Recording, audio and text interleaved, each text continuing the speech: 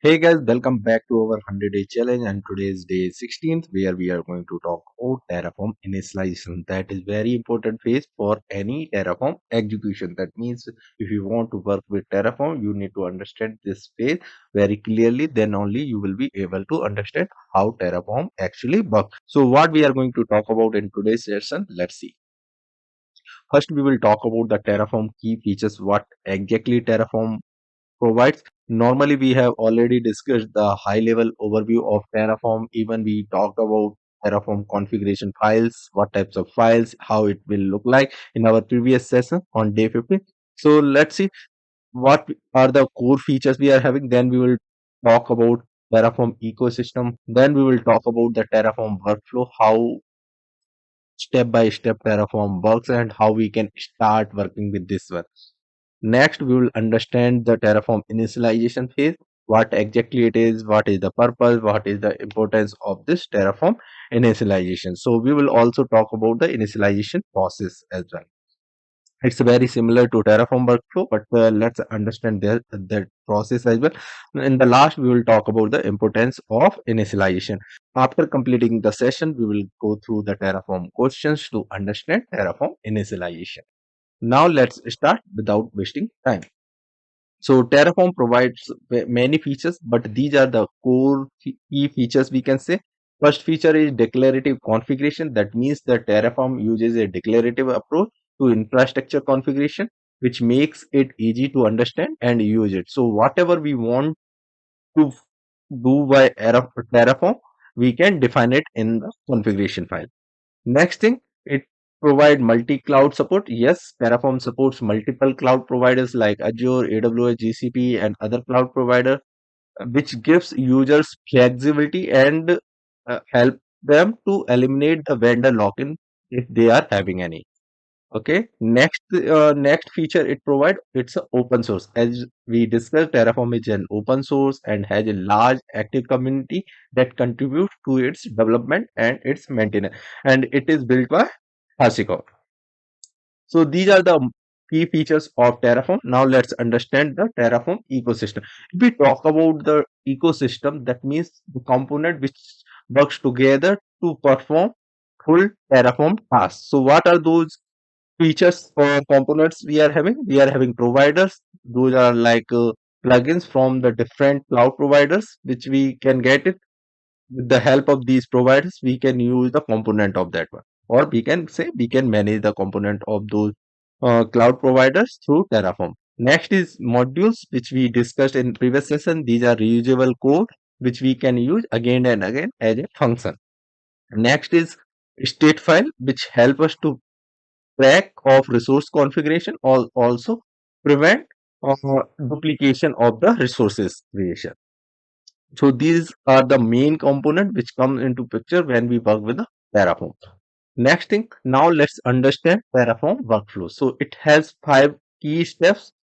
First steps is we need to create the Terraform configuration file. That means it's a declarative file, or we can say declarative configuration, where we mention what exactly it do, what kind of resource it need to create, what provider it need to use, which variables it need to use. Everything we can define in this configuration files that we discussed yesterday, right? Next phase is initialize Terraform. So this is actually a key step we can say in Terraform. It will create a directory called .terraform in your current working directory, and this directory will contain the Terraform state file. As we already discussed, whenever we initialize Terraform, it will create the state file which tracks the current state of your infrastructure. How we can initialize Terraform? We can run this command Terraform init.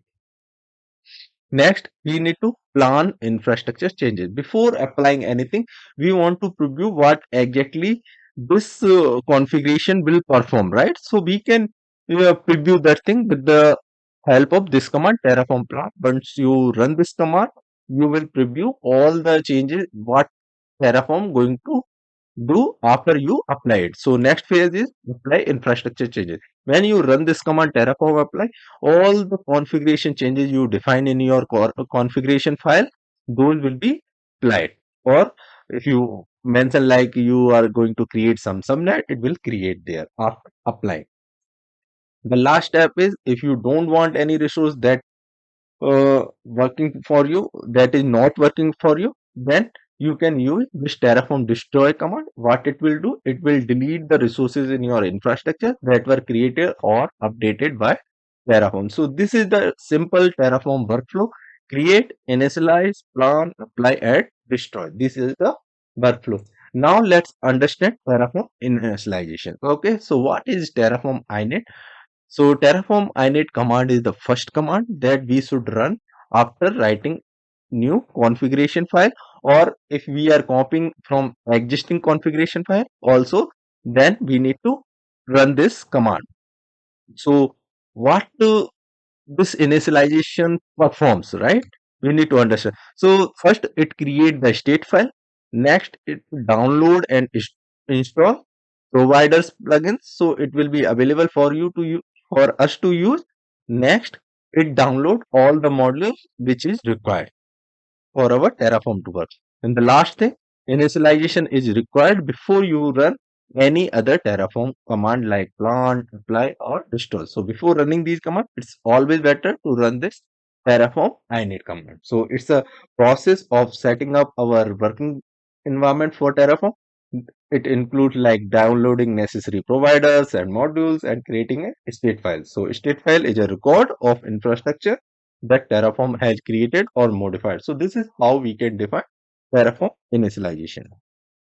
Next thing, why we need Terraform initialization, right? So first thing, it do project setup. Yes, Terraform initialization is critical for setting up a new, or we can say existing project. It creates necessary directories or files which is required for our Terraform. Next, state file management. Initialization ensures that the state file is set up correctly, which is required for Terraform to keep track of resource states accurately. That's why we are using Terraform initialization.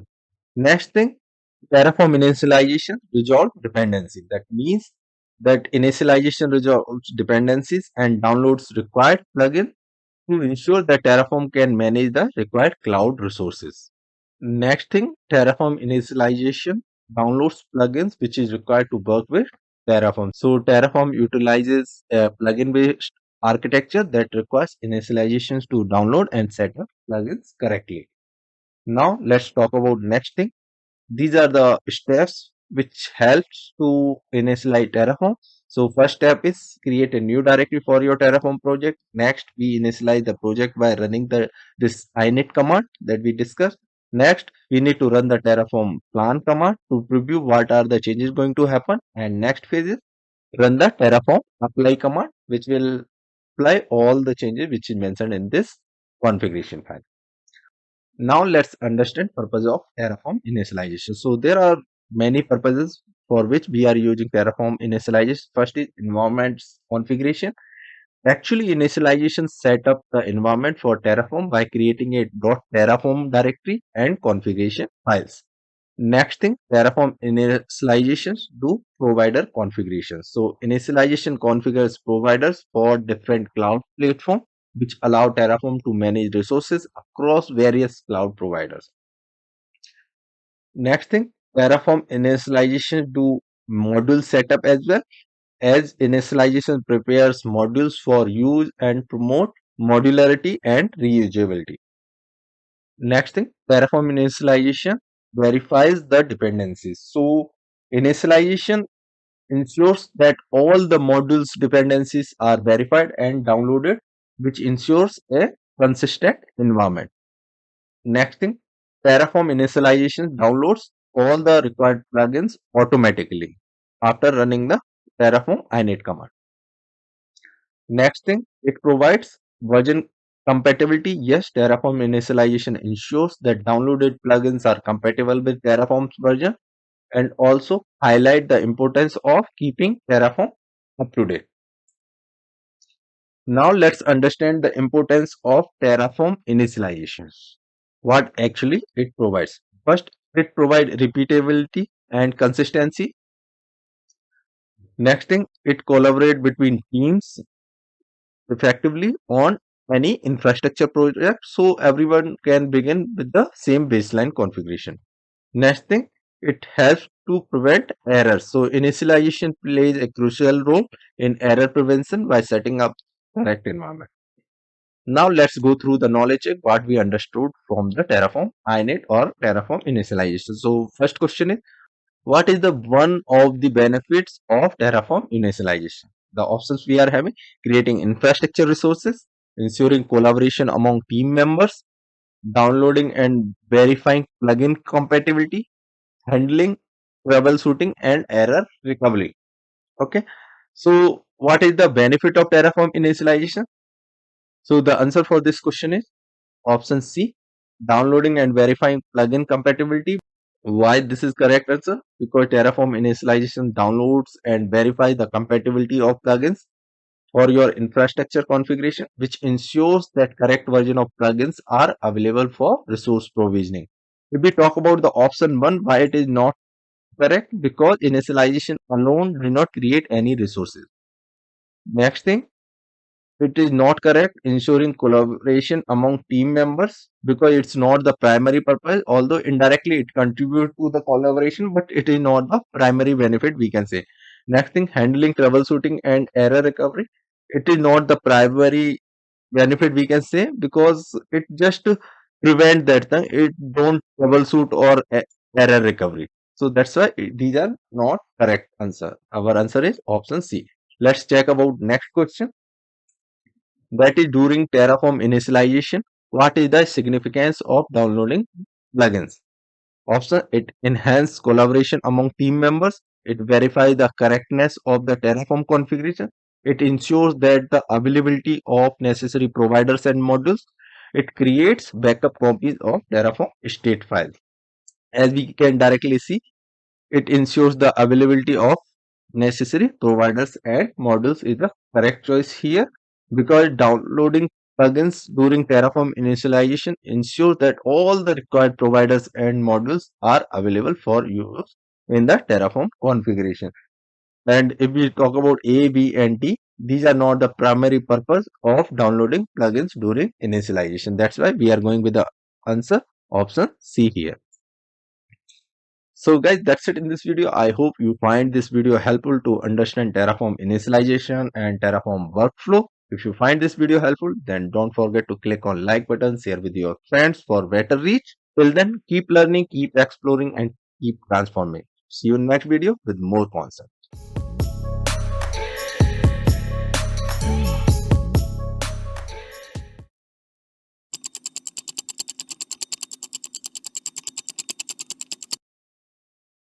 Hey guys, welcome back to our 100-day challenge, and today is day 17, and today we are going to start a new module, that is AWS. And you know that AWS is leader in the cloud platform, right? So this module is very important if you want to learn DevOps and cloud together. So what exactly AWS is, let's understand in one line. So it's a cloud computing platform that revolutionized the way we manage our IT infrastructure. So we are going to dive in different sections. Let's talk about them one by one. So let's understand what we are going to cover in today's session. We will talk about the AWS high level overview. Then we will talk about how to get started with AWS step by step. If you are new, don't worry, we will go step by step here. Next, we will talk about something related to AWS core services, which is required for our application and services to run in cloud platform. Next, we will go through the live demo where I'll show you where you need to create your AWS account. That will be free. You just need a credit card that will just for authorization purpose. Then we will see how AWS platform look like or AWS portal look like, where we can request our services or create any machine or anything. So we will just explore today how the platform will look like after we sign up. In the last, we will summarize whole session, and then we'll talk about what we are going to cover in next section. So guys, technical skill is one side, and if you want to learn how I created this whole presentation in just 2 to 3 minutes, I'll share the link in the description box. You can go through that one and learn how you can use AI to create such beautiful presentation in 2 minutes. So now let's start for today's content. First, let's understand what is AWS is, right? So AWS is a cloud platform offering which provide broad range of services like compute, storage, database, network, AI, IoT, analytics services, developer services. So there are hundreds of services provided by AWS, and these are the services which we get it over the internet. So it's an cloud computing platform which provide resources as a service over the internet, so we can consume. So we just need to pay what we are using. So what is the benefit of using AWS? So AWS provide many features that is very much required for our application or services to keep up and running. So few features are scalability, flexibility, speed, durability, high availability. Whatever terms you know about to keep your services up and running, AWS provide those all. Some of the key benefits of using AWS here I mentioned, and we can quickly provision resources with just few clicks. We will also see when we will go through the live demos how quickly you can create a virtual machine without spending anything in advance. Okay, now we will understand overview of AWS services. As I mentioned that AWS is having hundreds of services. I think if we talk about a number, it's a 200 plus individual services AWS provides to cater your requirements. So the thing is, we will deep dive into some of the most popular services like EC2. It's like a virtual machine. We will talk about AWS Lambda. It's a function which we can use. It's a serverless computing services. Then we will talk about S3 storage. That is a storage services provided by AWS to use our static or dynamic content. We can use it. So let's understand one by one. Now the time how we can start with AWS, right? So before going to start AWS, you need a AWS account. Then only you will be able to use it. So how you can do it? You just need to go to AWS account website where you can create your account with the required detail you just need to provide and follow some steps. There are 5 steps process that you need to follow. Then your account will be created. Then we need to log in into our AWS account and we need to explore the console there. Means we will explore the platform. It's just a web-based platform which you can access from any of the devices, either mobile, laptop, tablet, or you can use your computer or remote machines. Whatever platform or interface you are having, you will be able to access these AWS portal through which you can access your resources as well. After that, we can create our first instance in AWS. In whenever I'm talking about instance, that is EC2 instance, that is kind of a virtual machine for us. So we can create quickly one instance as well there. Okay, so these all things we will do in our live demo today. Next section is about AWS compute services. So what are these services are? As I mentioned, these are the services which is helpful or useful for our application because our application will run directly on these platform. Either one of these, we are going to talk about three here. So first service we are having in compute EC2. It's like a virtual machine for us that you can configure according to your application requirement, and it will host your application and run perfectly. Next service is Lambda. Lambda is a serverless compute services which I mentioned. It's kind of a function that we want to run when we need to perform any task. So it's a serverless service. It doesn't mean that it doesn't require any server to run the service. Here the serverless means you no need to manage any server or underlying platform for this one. So you no need to worry about anything, how to manage, who will manage. Everything will be done by cloud provider. You just need to focus on your code, what you want to run for your activity. Next is ECS, that is Elastic Container Service. It's a container management service from AWS which makes easy to run, stop or manage your Docker containers on a cluster of EC2 instances. So as you know, we can run our application on virtual machine, we can run our application on container, we can run our application through some code. So these all three services provide those things. We are having different categories under these. These services we will talk about in detail when we will go through individual section. Next, we are going to talk about storage services. So first service we are having today S3. S3 is a storage service in AWS which offer to hold any kind of data you are having. It's a object storage. So any kind of object, either it is text, image, video, whatever object you are having, you can use this storage to host that thing. Next, we are having EBS, that is Elastic Block Storage, which provide block level storage volume to EC2 instances.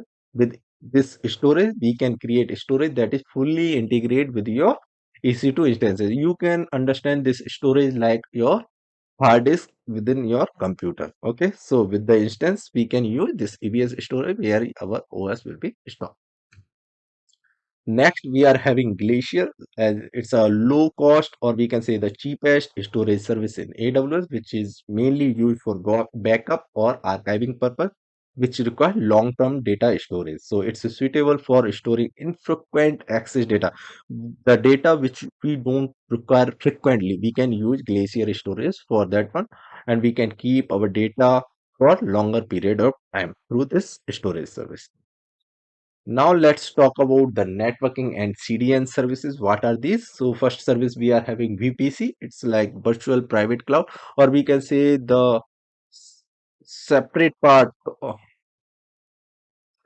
we can say it's a logical network within whole organization or whole AWS network that is directly belongs to you. Once you will create your instances within this VPC, by default they will have the connectivity. Okay, so networking services is mainly used for connecting resources, or we can say the machines all together. So this is very important service in AWS when we are talking about networking. So everything related to networking like subnets or gateways, everything you need to use within this VPC. Next service we are having CloudFront. Next service we are having CloudFront. It's a content delivery network service. It means CDN service that speed up the delivery of your static and dynamic web content. It's like it's using caching, and it is hosted near to the end user where your user base is. So that help us to speed up your website traffic, or we can say the connectivity, or it provide low latency network for your content. So user can easily access it quickly. Next is Route 53. It's like a DNS service in AWS.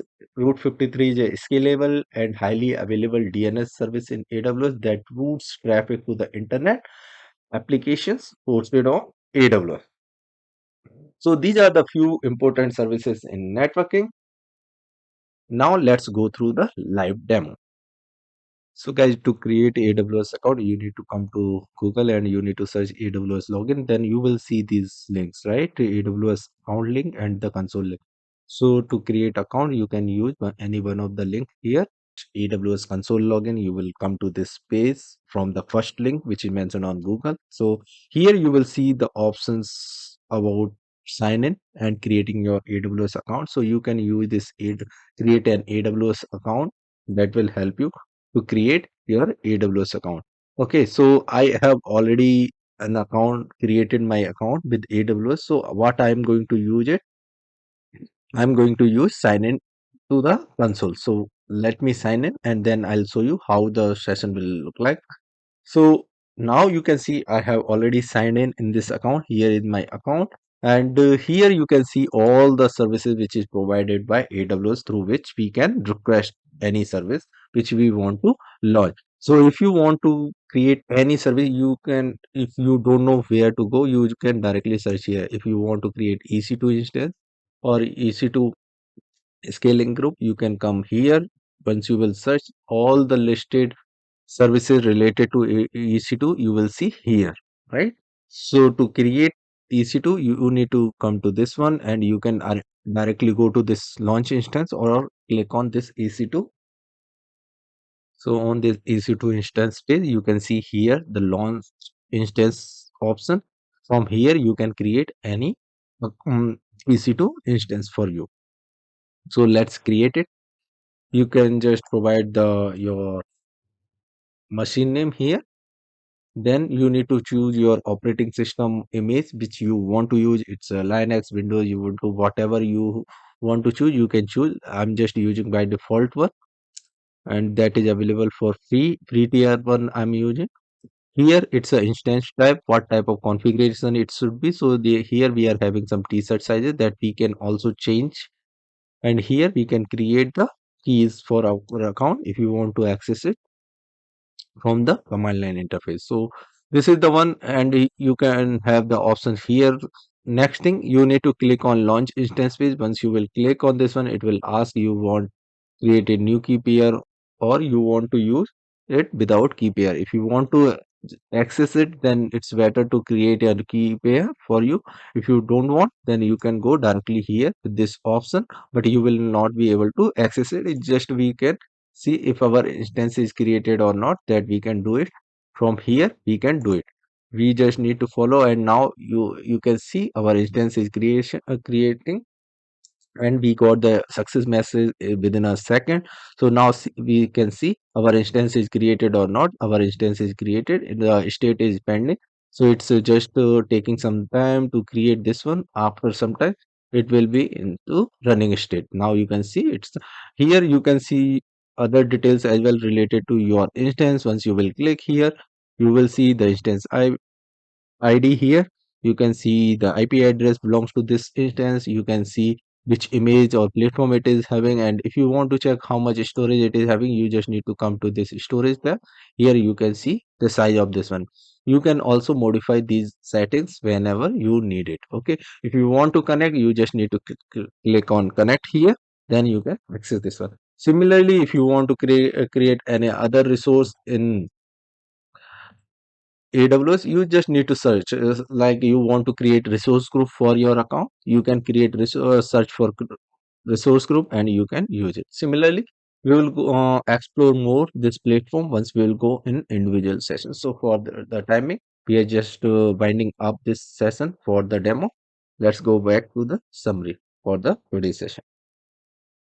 Now it's time to wrap up this session, as we have gone through the core high level overview of AWS, and also we have seen how AWS portal looks like, where we can search the services, where we can uh, launch the services, that everything we have seen in the demo. So let's recap of the key points for today's session. That AWS is a cloud platform that offers a broad range of services.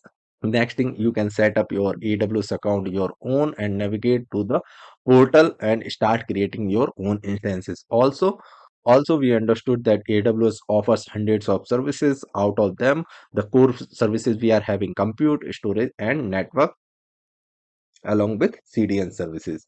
So this is how what we discussed in today's session. Next step for using AWS: to get started, just create your own account, explore AWS documentation, and practice with labs what is available over the internet. And also you can use YouTube videos. I have already created many videos on AWS. You can go through other videos on my channel. So hope it will help you to understand AWS better. So guys, I hope you find this video helpful. If you find it, then don't forget to click on like button, share with your friend so it can help them as well. Till then, keep learning, keep exploring, and keep transforming. See you in next video.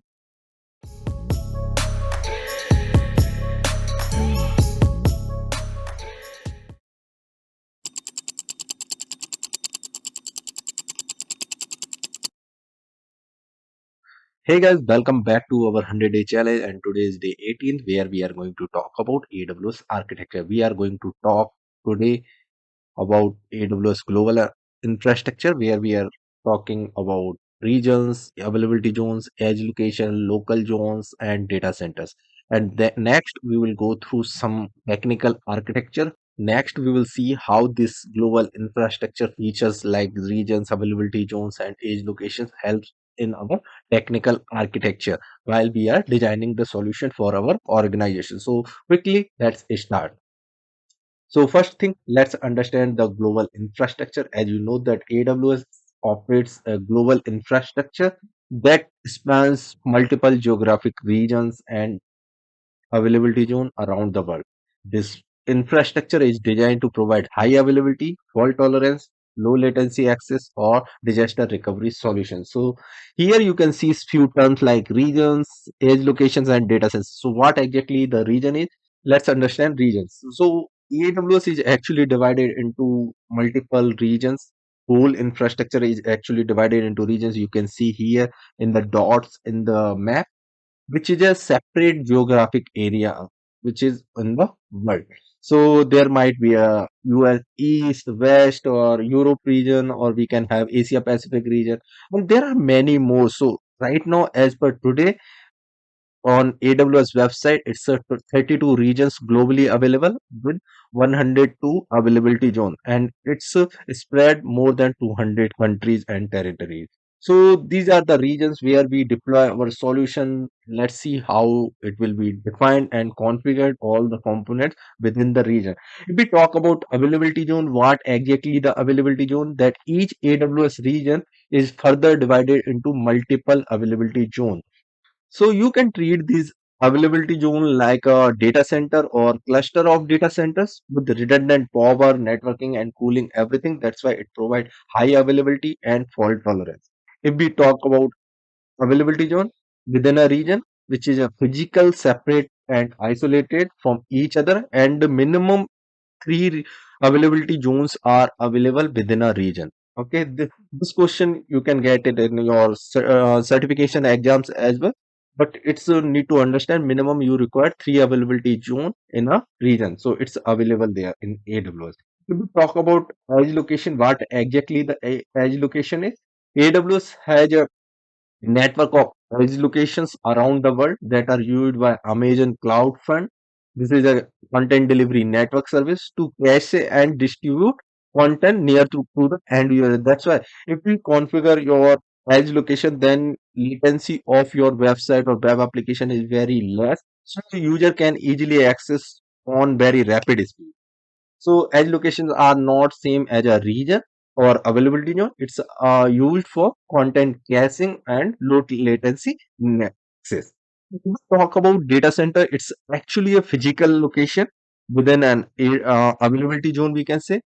Availability zone is kind of a logical unit or logical cluster of a data centers, and data center is actual physical location.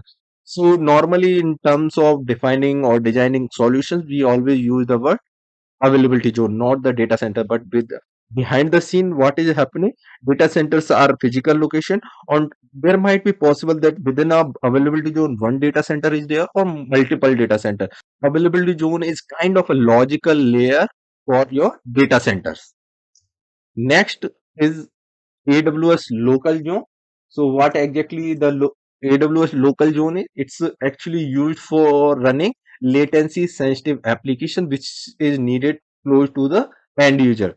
How it works? You need to enable AWS local zone, then you can extend your existing AWS VPC virtual private cloud to the AWS local zone, and then you can build and run your low latency application within that AWS local zone. This is how it works. So AWS local zones are a type of infrastructure deployment that places everything which is required for your application like compute, storage, database, and other services which you need near to application, or we can say near to the your end users. That's why you get low latency to access your application. So guys, let's see the AWS website where this information is mentioned. And the thing is, there might be possible that you are watching this video in future. There might be chance that the count of regions and availability zones are increased or changed. So it's better always go through the AWS site whenever you want to design your solution or looking for updated information. So you need to go to AWS global infrastructure. In the overview itself, you will get how many regions currently they are having, how many availability zones they are having, and even you can see in the map as well. Here the green ones are the regions which are already launched. You can see the location when it is launched and the number of availability zones these are having. Okay, and you can see there are upcoming regions also. So we are having different kinds of local regions. As I mentioned, it is used for sensitive application which require low latency. And we can have some 29 wavelength zone as well, which is required for ultra low latency applications. So there are different kinds of options we are having. As I mentioned, 200 plus countries and territories it's served, and we are having 115 direct connect location. What is direct connect location? That means they are connected with the fiber optic cable. So it is providing like within a same organization you are working, if even your resources are spreading between different locations. So if they are direct connect location, then you will get the low latency always. So this is the side where you can also understand what are the benefits we are having with this global infrastructure. You can explore more things here. So here you can go to individual section and explore more. So guys, I hope you find this video helpful. Now let's go back to our session. Now let's talk about how our infrastructure is helping our technical architecture. So it here you can see a reference architecture. Here I'm taking an example of one region, one availability zone, and we are putting component which is required for our solution within that one. So how it is defined? If you see the external layer here, that is the AWS region. Okay. Within this AWS region, you can see there is a dotted line which is availability zone within, and we can have three availability zone within a region. If you see the next part, that is VPC, which is having the CIDR of /16, means it is a separate network within your AWS account. Okay, this is separating your different org type, or you can say you can divide your infrastructure into multiple organizations kind of. Okay, so we inside that one, if you see, there are public subnet and private subnet. Public subnet is here, private subnet is here, and then you are having from internet gateway. What it do? It has your instances or services available within the public network to the internet. So it will help to connect that one. So this is how we are defining with one availability zone, where our Kubernetes is master, nodes, and auto scaling groups are in private subnet. If you see the Linux based host or elastic load balancer in public subnet. Why we keeping this ELB in public subnet? Because it need to be required connected to the internet. So that's why we are putting here. And these are the thing component which will not be accessible from the internet. That's why we are putting in a private subnet. So this is how our infrastructure technical architecture is defined. If we place component within a single availability zone. Let's talk about another reference architecture. Okay, here you can see within a region you are seeing two availability zone we are using. Inside two availability, in one availability zone you can see you are having net gateway, net instance, and another other components we are having Amazon RDS host. In other availability zone we are using these components. Okay, these are the similar one. If you see, so what is the purpose of using two availability zone here? We are having similar components, right? So if in case one there is some issue with one availability zone, our resources can access these component which is available in availability zone 2. So it's mainly used for high availability. Whenever we are talking about the global infrastructure in AWS, these are mainly used for high availability, fault tolerance, or disaster recovery purpose, right? So this is how when we are spreading our infrastructure within two availability zone, we are having the connectivity to our elastic load balancer. Then the traffic will route from here to your required application and the component.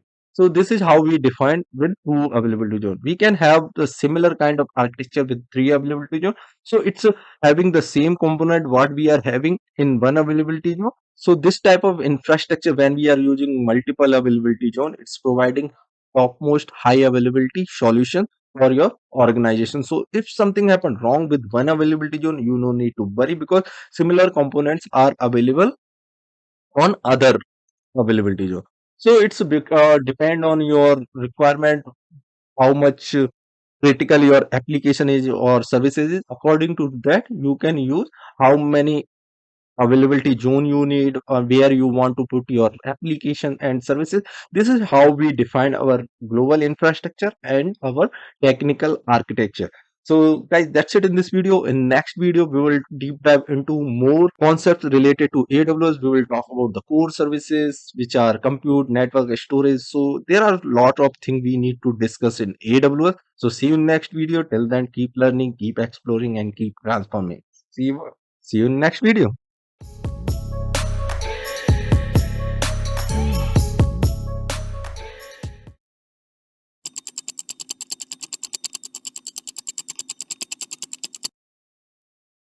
Hey guys, welcome back to our 100-day challenge, and today is day 19 where we are going to talk about AWS networking. So mostly we will talk about today about subnetting and routing. This routing is related to our virtual private cloud. That is a part, or we can say the key component of our AWS networking. But before that one, we need to understand what exactly this AWS networking is. So AWS networking is a set of cloud services that allows user to create fast, reliable, and secure network. Okay, so because of this secure network only, we are very confident that our application and services are secure in the cloud platform, and we are able to access this services from our machine very confidently because of this trust which they are providing. So there are some technologies they use for making this network secure. So we need to go through those components as well. I'll also try my best to keep this session very simple. I know that networking is a hard part for most of the guys who is working in IT. So I'll keep everything very simple. Now let's understand why networking needed in the cloud. You can see in the picture there are clients. These clients are our machines. So it can be your computer, laptop, mobile, anything which you are going to use to access your application. There are some servers you can see. These are the servers where our application and services are running, and those are hosted in the cloud in this scenario. So the thing is, networking is kind of a media to access these application from our client machines. Okay, so there are something called cloud networking come into picture, which help us to provide this connectivity. So there might be possible this machine is in your organization. It might be possible it is in cloud itself, or it might be possible that this machine is in your home. So there are different kind of scenarios through which we access this application which is hosted here, or the services which is hosted in this cloud server. We are accessing from these kind of machines. So these can be anything. Okay, so there are certain connectivity which we require. You can see we require one connectivity from here to here. Have required from here to here, and there are some components. Those components are part of our AWS network. Okay, so we will talk about these components. So just understand cloud network is required to connect from your client machine to the application or services which is running on the cloud. That's why we need networking. Next thing, how these clients connect to the servers, that also we need to understand, right? So when we talk about the server, these servers can be anything. Your mail server, if you are using Gmail, Hotmail, or any Office 365, whatever mail box you are using, these are hosted on some of the servers, right? So just take an example of a mail server here. You are using some drives also, right, to keep your documents and all. So these are belongs to file server, and you are accessing some website. Those are the hosted on the web server. Here we are having different kind of protocols and ports which needed to access these applications. So what are these ports and protocols are? So protocol which is mentioned here, for mail server we are having SMTP, for file server we are having SMB, for web server we are having HTTP. Okay, so these protocols are kind of a set of rules that actually defines or tells how two devices can communicate with each other. In this case, two devices are our client machine and the server. And what are these ports are? Ports are, you can understand, it's like a door on this server on which it will access this particular service. If this port is 25, that means it belongs to the SMTP, and it's having a mail server here. Similarly, if you want to access file server, you need to define the port here. And it should be open, then only you will be able to access any file. Similarly, for accessing any website which is not secure, that is HTTP. If it is secure, then you will have HTTPS and the port number will be 443. So this is how our client machine can access these services which is hosted on the server through the cloud network, but it requires some additional information like protocols, ports, gateways, and subnets, whatever it is related to your server. So that is required to understand by this client machine. So this is how our client machine connect to the server. Now let's understand what is AWS networking. So as we already mentioned that AWS networking is a set of cloud services that allow users to create fast, reliable and secure networks. So what these cloud services are? So these are kind of a component. If you see here, I took different example. Here if you see, we are having one VPC, one availability zone and one region. Okay. So everything we are having one here. If you see here, different architecture, here we are having single region, but we are having multiple availability zones here. If you see, we are having some other component after region and we are having this VPC here also. But you can see VPC is not belongs to only one availability zone here. It is extending, right? So we can say VPC is can work with multiple availability zone, but within a region we can have that VPC. Means this VPC can't cross this region. Similarly, if you see other components like subnets, we are having subnets. Here we are having public subnet. Okay. So this subnet can be anything. Means there are different kind of subnet that we will talk about. And then we are having some instances. These are the cloud machines, or we can say EC2 instances on AWS. And we are having security group as well. Here we are having gateway, which is helping us to connect to the internet. Through this gateway, we can connect to the internet. So these are the few components which comes together to build a AWS network. So AWS offers different kind of services, including Amazon VPC, region, availability zone, Amazon Route 53, load balancer, gateways. We are having different kind of gateways, like we are having net gateway, we are having internet gateway, which is mentioned here, and along with this we are having express route gateway as well. So, sorry, that is in Amazon.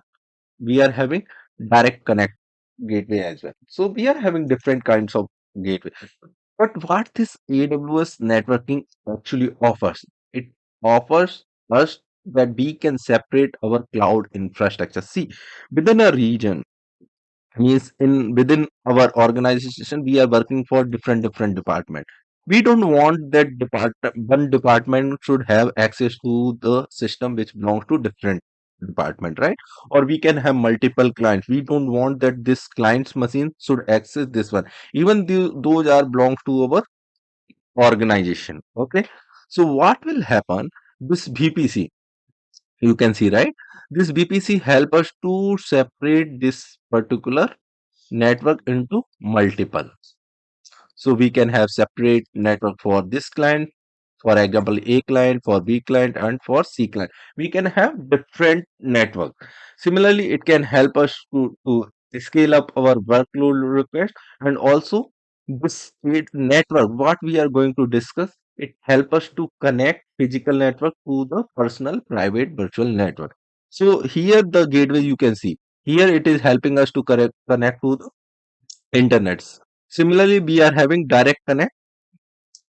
Okay, direct connect, what it do? We will talk in detail when we'll go through the gateways. But direct connect help us to connect this VPC, this virtual network which we created to our organization, means our on-premises environment. It help us to connect that one. So now you understood what is AWS networking, why it is required, and what are the key components which is required. Everywhere if you see talk about the AWS networking, you come into picture.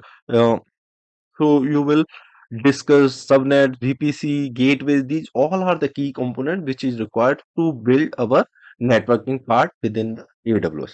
Now let's talk about understand. Now let's understand what is subnet. So subnet is a range of IP address within a BPC. If you see here, for a whole BPC, we have subnet defined, okay? But we can have multiple subnet inside one BPC. So we are having subnet A, subnet B, subnet C, and these all belongs to this particular range, which is mentioned here. So a subnet is a range of IP address within a BPC. It must reside entirely within a availability zone. So if you see here, here it's an example of one secure availability zone, but here we are having multiple availability zone. But you can see this particular subnet. It's within this availability zone, right? Similarly, this subnet is belongs to this availability zone only. That means that subnet must reside entirely within one availability zone. So subnets are used to and next thing, subnets are used to logically segment a VPC and to control network traffic. How it will control? For example, we are having a VPC, we are having multiple subnets. So we are having some machines. For example, we are having web server, we are having DB server, right? We want that user from internet can access this application.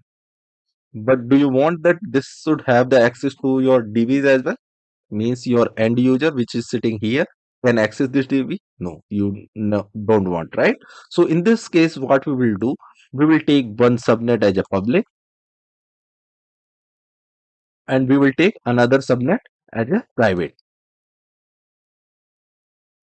So this web server, we will keep it here, or we can do like we can use one load balancer here and we can keep that one in our public subnet.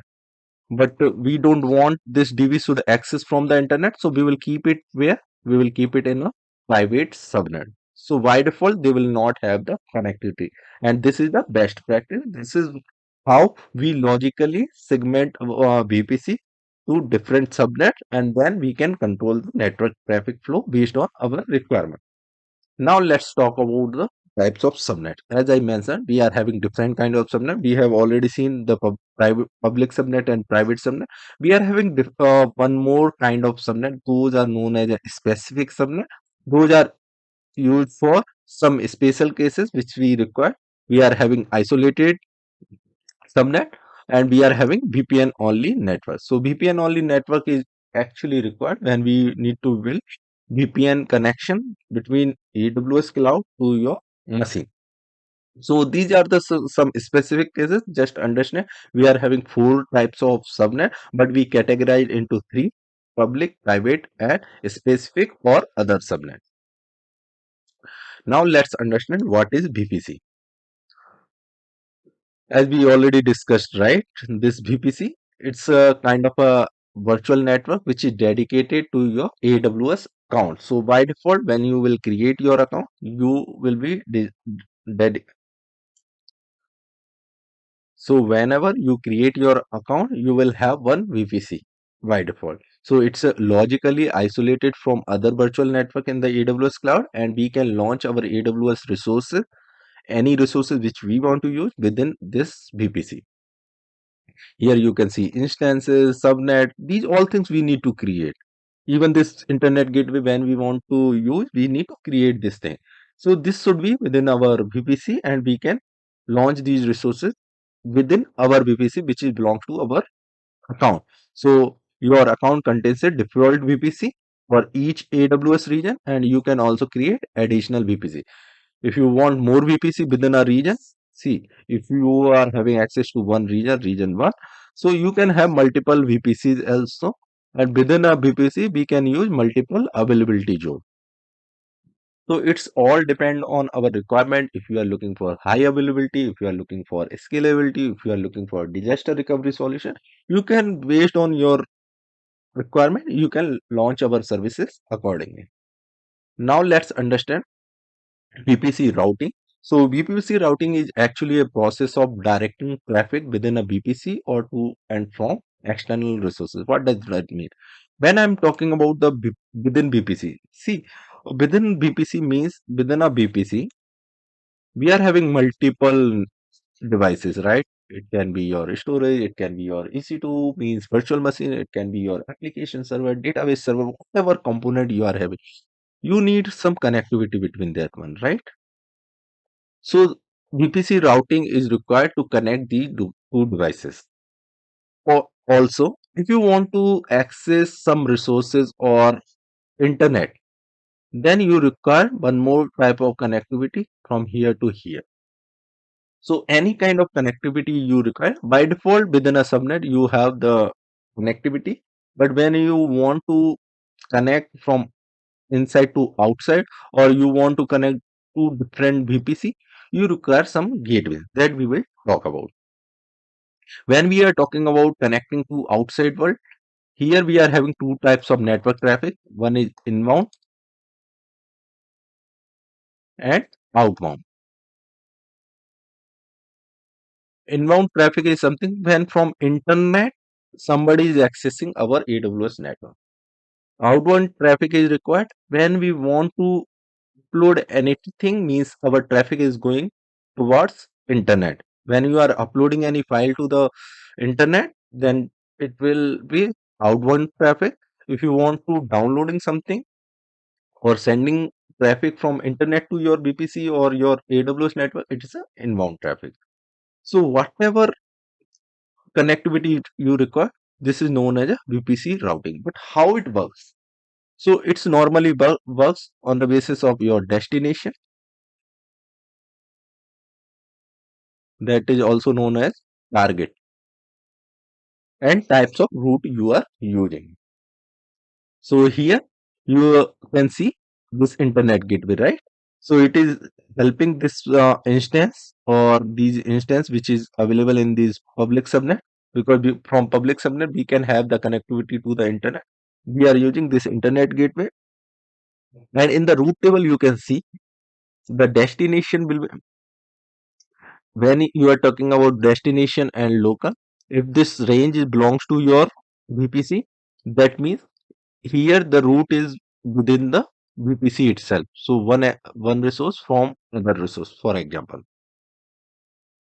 By default, it is having the connectivity within this range. If you are talking, see this one, this 000/0, what it represent? It represent internet. So whenever any traffic will go to the internet, it requires internet gateway.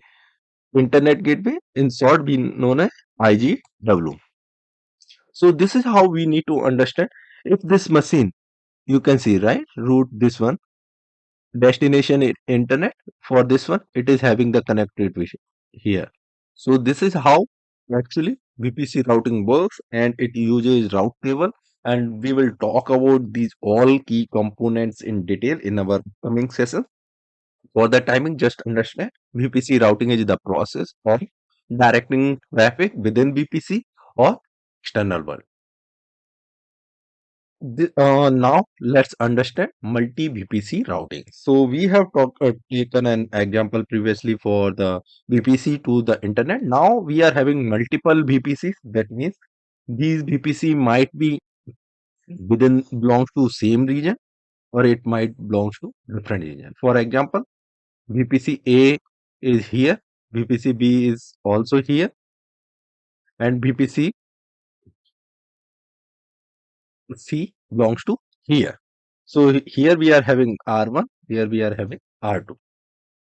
So whenever we are connecting any VPC, means either we are connecting from this one to this one, A to B, we require gateway, or from this VPC to this VPC, we require gateway. So either we are connecting to different VPC, then also we require a gateway. Whenever we need to connect from VPC to internet, then also we require gateway. The only thing, when we are having connection between within a VPC, we don't require gateway. So whenever two VPC come into picture, or VPC and internet come into picture, your gateway is required. Next thing, when we are connecting VPC A to VPC B, okay, These are in same region, right? So we need to peer these connections. So what will happen when we are having this peering? These two different network will behave as a single network, and all the resources from this network to this network by default will have the access. And this kind of peering is known as a local peering, or we can say local peering connection. But when we are having connection between different regions VPC, for example, these two, these are known as a remote peering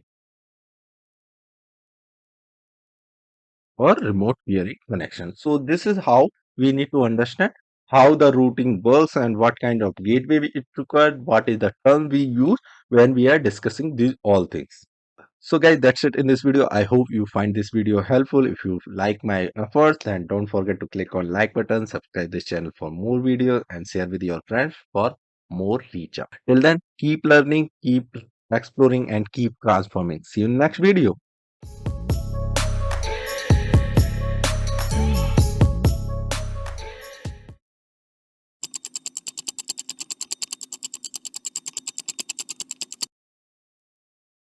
Hey guys, welcome back to our 100-day challenge for DevOps and Cloud. And today is day 20, where we are going to talk about very important sections of AWS Cloud, which is AWS networking services. In our previous session, we have talked about why AWS networking is required, and what are the key components we are having, which is helping us to provide secure connection, and what kind of scenarios we can handle through the AWS networking. Now we will deep dive into the services which is provided by AWS for the networking. Not only we will go through the services name and their explanation, but also we will understand where it can be used with the real world examples. Okay, so as you know that AWS networking provide reliable, scalable and secure environment for our application. So let's understand what type of AWS networking services we are having. So in general, we are having five kind of AWS networking services. In that one, first one, we are having network foundation. So what are these services actually is? These services provide the foundation for your AWS network. So these services are used for creating your AWS network. So the services which includes for the foundation is VPC, that is virtual private cloud. Next, we are having transit gateway and private links. So these are the services which will help us to, we will go through all these services, VPC, transit gateway and private link with example in upcoming slide. But let's understand what kind of services we are having in AWS networking. Second set of services we are having related to the application. So we can say application networking services we are having. In this one, if we will talk about, we are having app mesh service that we will look here. We will go through the API gateway service. We will go through cloud map service, and last we will go through ELB service, that is elastic load balancing service. Next set of services we are having related to the edge networking. Edge networking is required to provide quick access to the end user. So what are the services we are having, and what these services, so what are the edge services? Edge services actually help us to deliver our content to end users around the world with low latency. So these are very important services. In this one, we are having very important, that is CloudFront. Next service we are having Route 53. It's kind of a DNS service in AWS. Then we are having Global Accelerator service. Okay. On next set of services we are having related to hybrid connectivity. Hybrid connectivity, as you know, when we are connecting to different kinds of network, either it's a public to private, site to site, on-prem to AWS, or direct connect. These all services will come into hybrid connectivity. To it will help us to connect our organization's network to AWS in different way. Like we are having VPN connection way, we are having direct connect. So there are different set of services we are having in for hybrid connectivity as well. The last set of services for AWS networking, we are having network security related services. As you know, these services help us to protect our network and application from different kinds of attack we are having. It can be your common web exploits, or it can be threats, or it can be your DDoS attacks. So the services which comes into networking services, we are having AWS Shield service, web application firewall service. We are having network firewall service. These both firewall are different kind of, and then we are having firewall manager service. So these are the services we are going to see today. So these all services what I mentioned, either it is for network foundation, for application networking services, edge networking services, hybrid connectivity services, or network security services. We are going to talk about each one of them today. So now let's talk about the first set of services that is used for our network foundations. So as we know that the services which comes into that this one, VPC service, Amazon AWS Transit Gateway service, and AWS Private Link service. So first let's talk about Amazon VPC service. Actually, what is Amazon VPC? Amazon VPC is a logically isolated section of our AWS cloud where we can launch our AWS resources in private network environment. As we already seen yesterday, when we are having VPC inside the region, right? If it is our region, then it's our VPC.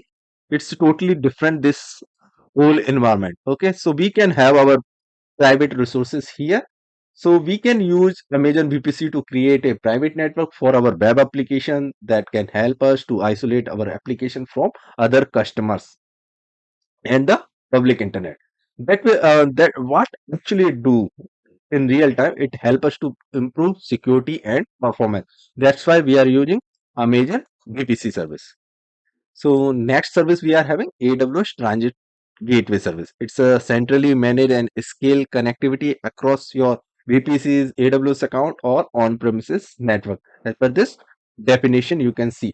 So what exactly this service do? It's a central hub service that connects your all the virtual private clouds, direct connection you are having with your organization, or you are having VPN connections. So everywhere it is required. That's why it is one of the critical service for our network foundation. Next service we are having AWS Private Link service. This service allows us to connect our VPC to AWS services without exposing our data to the public internet. For example, you are having your own VPC. In that one, you are using your instances, means your VMs or some kind of compute services you are using. If you want to use or connect other services like you are having AWS Amazon S3, okay, Amazon S3 mainly be used for storage. When we will go through the storage services, this is one of the critical service here for the storing purpose. So if your instance from your VPC want to connect with the S3, okay, we can use AWS private link. So what it will help us? It will help us to store and retrieve data securely without exposing it to the public network. When we are uploading data from here to here, this will be a private connection. So this kind of connectivity will be provided by AWS Private Link Service. So what are the foundation services we are having? Amazon VPC service, AWS Transit Gateway service, AWS Private Link Service. So these are the three services we are having under network foundation services. If you want to understand in one line, Amazon VPC isolate our resources from other customers and the public network. If we talk about AWS Transit Gateway service, it connect our VPC in different regions and to the other network we can say. If we talk about AWS Private Link service, it connect our VPC to other AWS services without exposing our data to the public internet.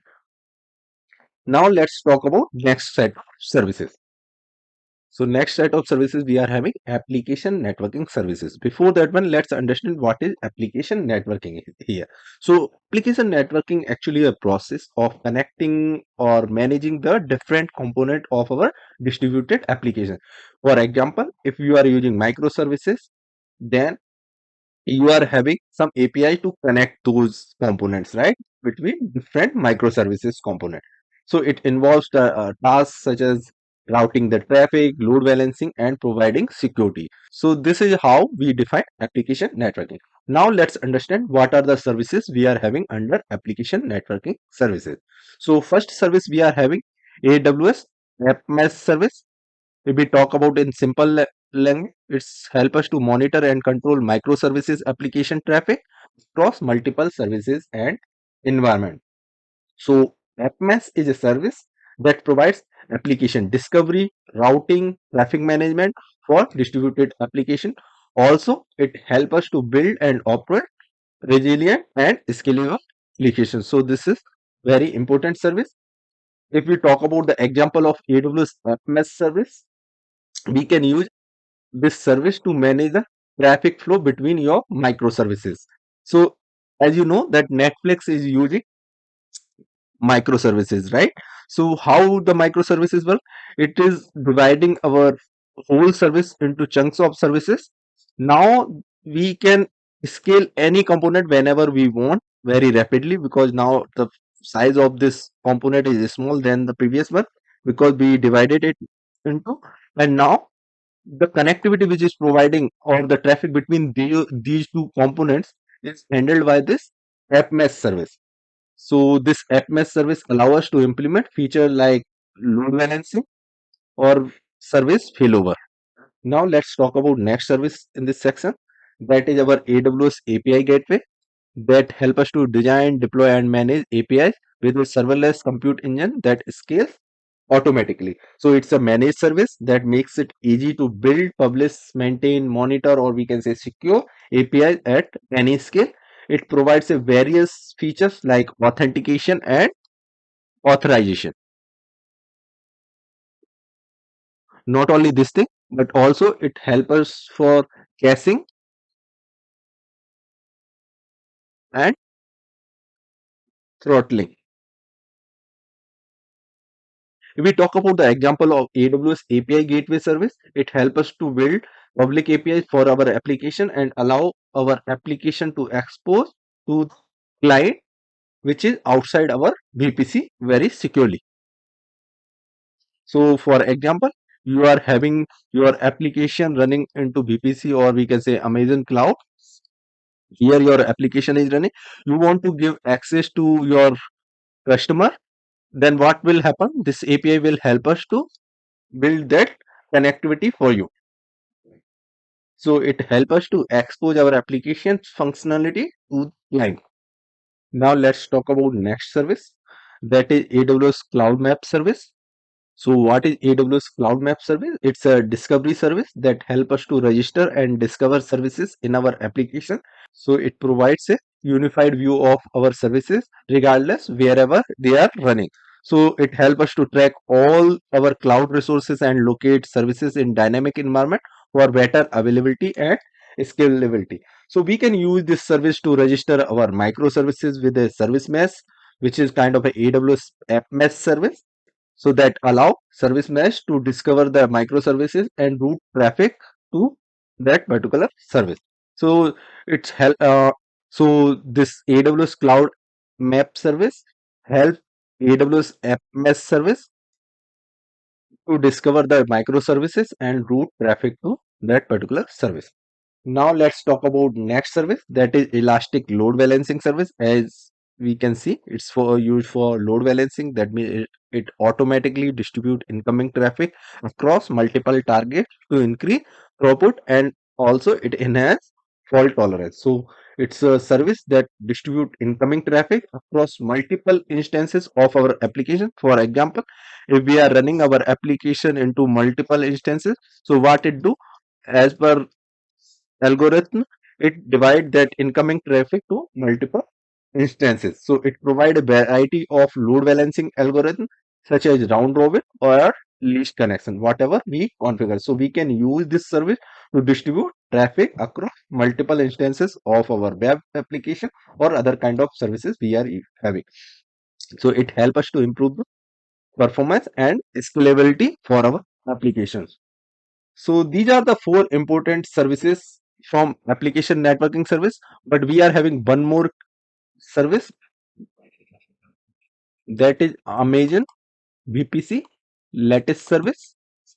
So what actually this service is? It's a fully managed application networking service that simplifies the process of connecting and managing applications across multiple VPCs and accounts.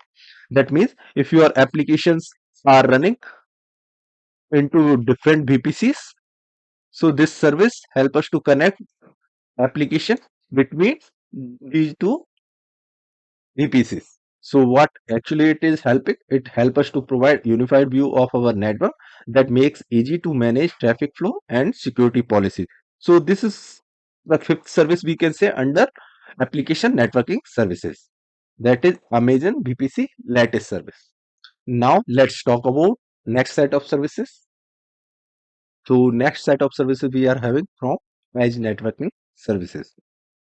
As we already discussed, edge networking services help us to deliver our content, or we can say our application, to the end users around the world with low latency and high performance. That's why we are using these edge networking services. So in this one, we are having three services. That is Amazon CloudFront service. First, we are having.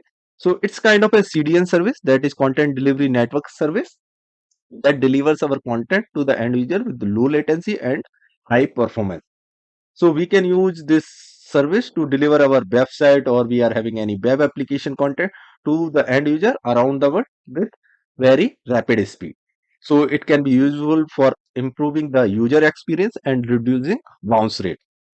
Next service we are having Amazon Route 53 service. So it's a highly available and scalable DNS service from Amazon. Okay, so that help us to register domains, host DNS. Also, it enable routing of end users internet traffic to the resources. So now the question is where we can use this service. So we can use Amazon Route 53 service to manage our domain names or DNS record. So it can be very useful for improving the reliability and performance of our website or application. Now let's talk about the next service, that is AWS Global Accelerator service. So this is the service that improves the performance of our application by routing the traffic through an optimized global network. So we can use this global accelerator service to improve the performance of our global scale applications like gaming application or e-commerce websites. So we are having Amazon.com, right? So this is also using this service to reach out global customers. So these are the services which belongs to edge networking services. If we understand in one liner, so Amazon CloudFront service help us to deliver our content to end user around the world with low latency and high performance. If we talk about Amazon Route 53 service, that help us to manage our domain names and DNS record with high availability and scalability. If we talk about the AWS Global Accelerator service, it help us to improve the performance of our global scale applications. Now let's talk about next set of services.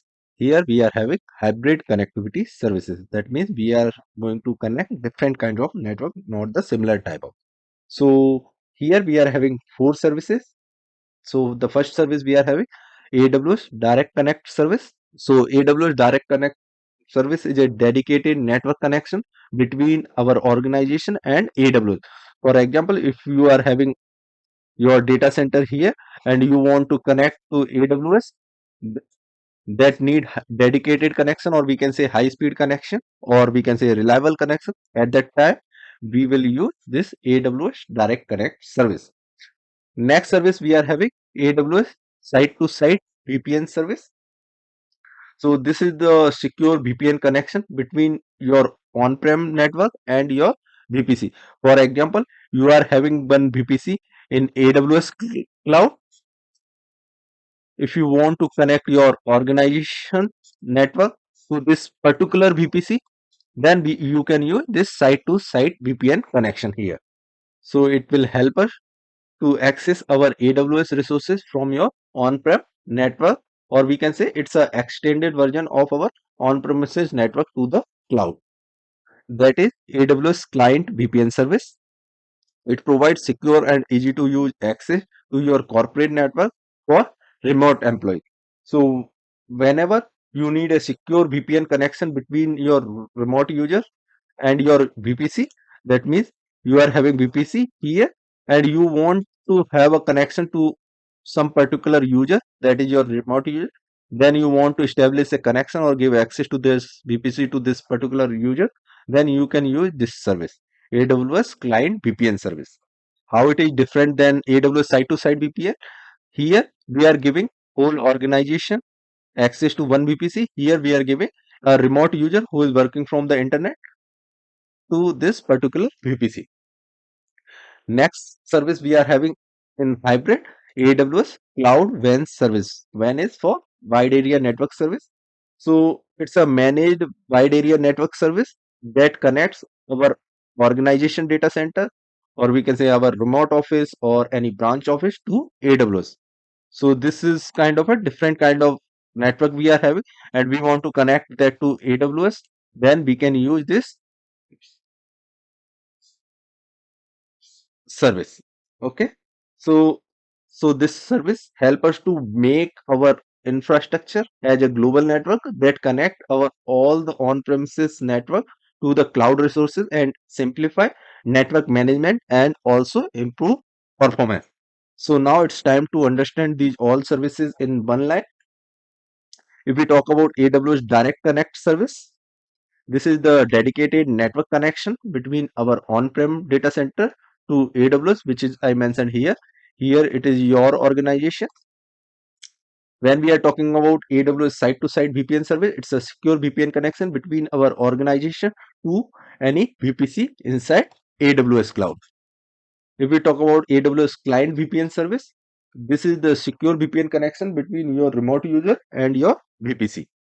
If we talk about the last service, that is AWS Cloud WAN service, it's a managed WAN service that connects our organization network to the cloud resources. It's kind of an extended version of our organization itself. Now let's talk about next set of services. Now we are having network security services. These are the services which help us to protect our network and application from different kinds of attacks and exploits. So first service we are having AWS Shield service. This is a service which protects our application from DDoS attacks. Most sophisticated attacks related to DDoS. DDoS stands for Distributed Denial of Service. If we talk about where we can use it to protect our application from DDoS attack, even if we are having complex application as well. So we are using, if you are looking for a solution or service related that can help us to protect from DDoS attack, we will go for AWS Shield service here. Next service we are having AWS Web service. AWS Web is a web application firewall service that help our application to protect from common web exploit such as SQL injection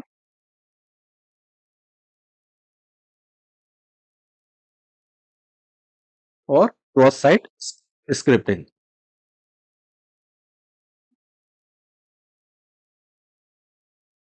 This attack is also known as CSS, SQL injection or CSS.